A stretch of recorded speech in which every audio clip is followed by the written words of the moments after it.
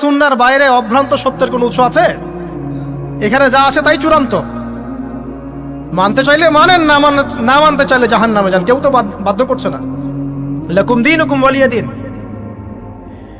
আল্লাহ পাকের রহমত দেখেন, আরেকটা ঘটনা আছে এমন, একটা বিড়ালকে বেঁধে রেখেছিল এক মহিলা, খাবার দেয় নাই, কষ্ট দিয়েছে। একটা বিড়ালকে খাবার না দিয়ে কষ্ট দেওয়ার কারণে এই মহিলাকে আল্লাহ পাক জাহান্নামে পাঠিয়েছে। এরকম কত ঘটনা আছে, এই ঘটনাগুলো হাদিসের পাতায় বর্ণিত আছে। কোরআনে কি বলছে দেখুন। কোরআনের আমি কয়েকটা পয়েন্ট আপনাদেরকে খালি বলছি, এটা নিয়ে আমি সকালে ভাবছিলাম।